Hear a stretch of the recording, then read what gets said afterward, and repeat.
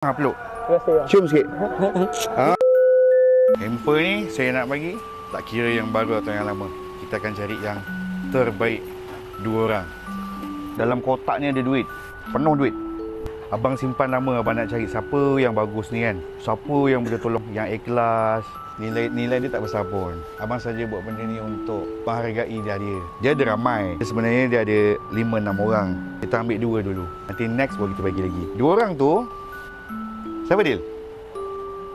Izki. Teruskan performance yang Okey dah. Dah, jangan lebih-lebih. Nanti abang sedih abang tanya duduk. Orang kedua. Orang yang kedua ni pun dulu aku pernah cakap dengan tim yang korang yang ada, abang cakap ni boleh ke? Tapi ramai yang masih mempertahankan dia. Dia kata dia boleh bang, insya-Allah dia boleh. Alhamdulillah lah dia boleh berubah. Macam abang cakap, manusia ni dia boleh berubah.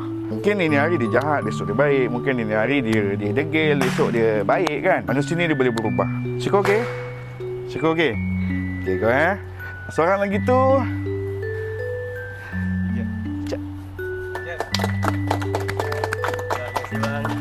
Abang pernah nak buang dia.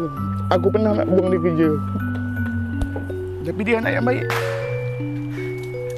Terima kasih bang. Sabar. Bagi orang barang ni mesti aku sedih. Tak tahu kenapa. Padahal benda tu bukannya emas ke. Aku bagi segunung ke. Pelik ke? Okey. Ini orang cakap yang lain bukannya tak bagus. Jangan cakap ada yang tak dapat. Allah aku dah kerja penat-penat. Alah benda ni pun baru berapa. Ini berapa ringgit. Dan setakat yang korang dapat kat Sampul tu boleh belilah 10. Jadi jangan terasa, jangan apa. Abang cuma nak cakap kalau kerja lepas ni cuba buat yang terbaik. Sebab mungkin lepas raya ni abang dah cakap kita makin. Tapi ingat, kita jangan terlalu kalang kabut. Siapa yang kat depan jaga servis, kena cakap dengan customer. Kita buat semampu yang boleh. Pasal gaji abang nak beritahu Yang tak naik gaji setahun beritahu abang. Apa yang naik gaji lepas raya, Jas, Andre, Haikal, mungkin Adam dengan Taufik, performance lagi bagus. 2 bulan lagi kita up. Jangan takut insya-Allah. Aidil sebab dia sekolah, abang susah nak up. Tapi abang bagi lebih sikit lah.